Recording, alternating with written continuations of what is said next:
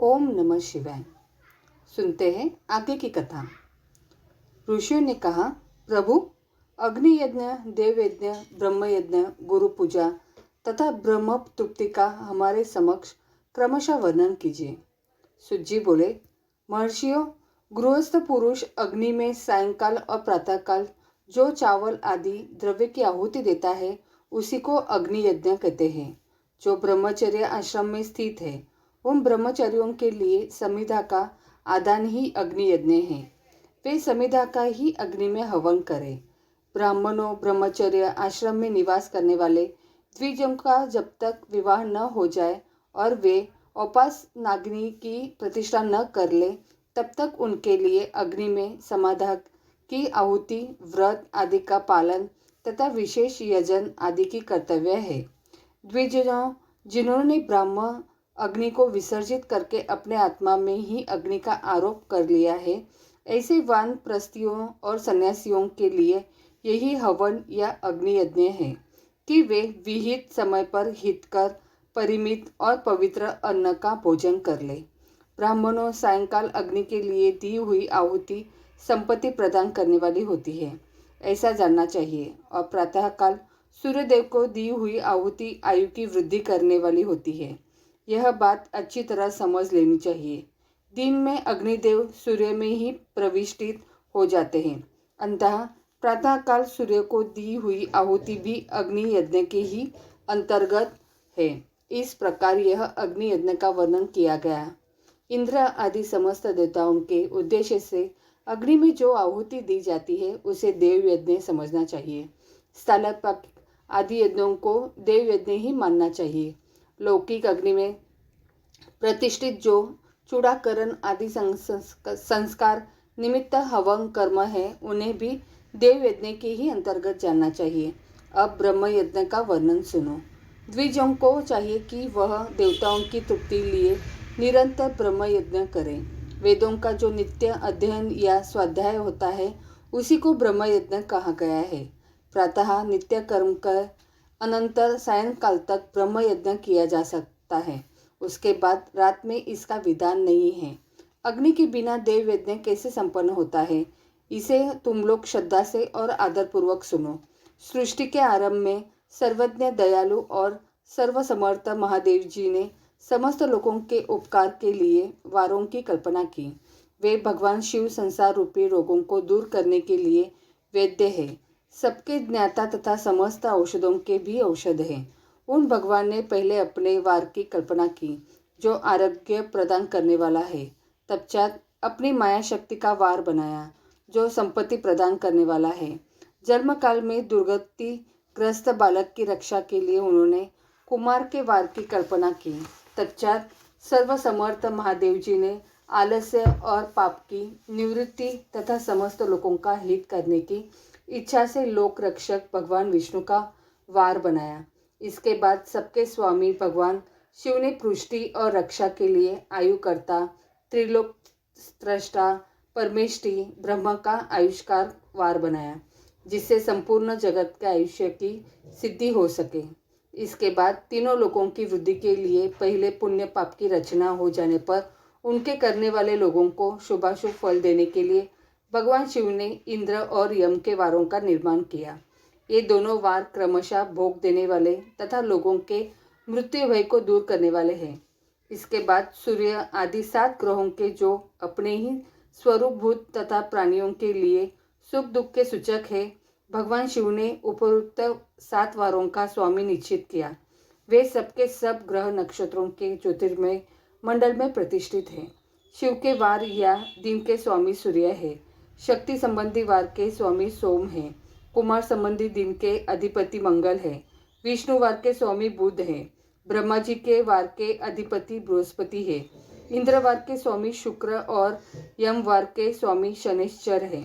अपने अपने वार में ही हुई उन देवताओं की पूजा उनके अपने अपने फल को देने वाली होती है। सूर्य आरोग्य के और चंद्रमा के संपत्ति के दाता है। मंगल व्याधियों का निवारण करते हैं। बुध पुष्टि देते हैं।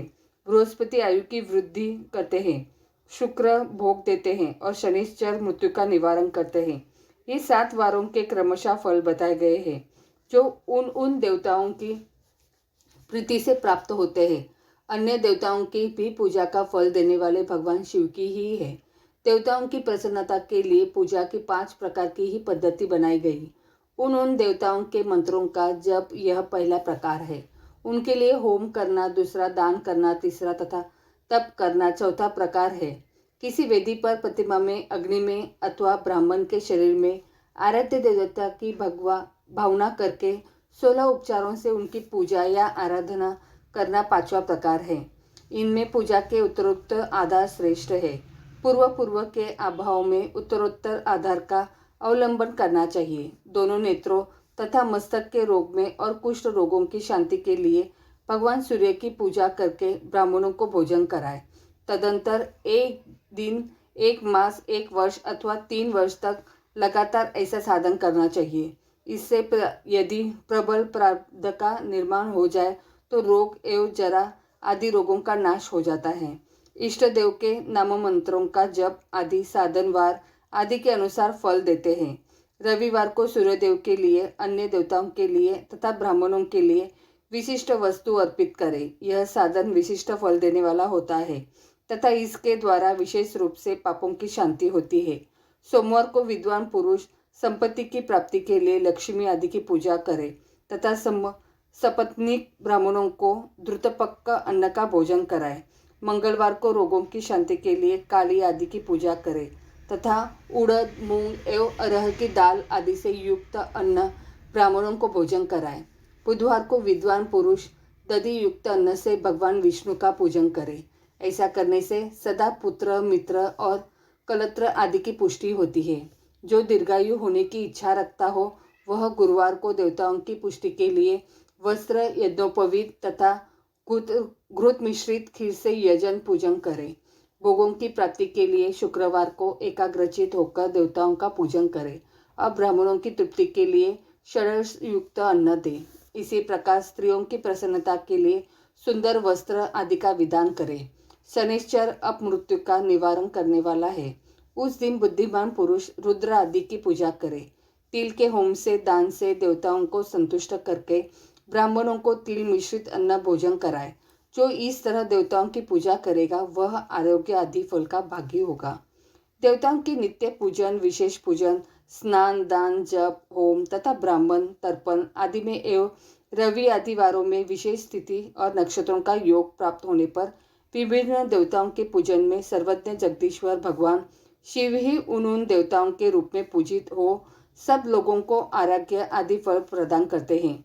देश, काल, पत्र, द्रव्य, श्रद्धा एवं लोक के अनुसार उनके तारतम्य क्रम का ध्यान रखते हुए महादेव जी आराधना करने वाले लोगों को आरोग्य आदि फल देते हैं। शुभ के आरंभ से और अशुभ के अंत में तथा जन्म नक्षत्रों के आने पर गृहस्थ पुरुष अपने घर में आरोग्य आदि की समृद्धि के लिए सूर्य आदि ग्रहों का पूजन करें। इससे सिद्ध है कि देवताओं का यजन संपूर्ण अभीष्ट वस्तुओं को देने वाला है। ब्राह्मणों का देव यजन कर्म वैदिक मंत्र के साथ होना चाहिए।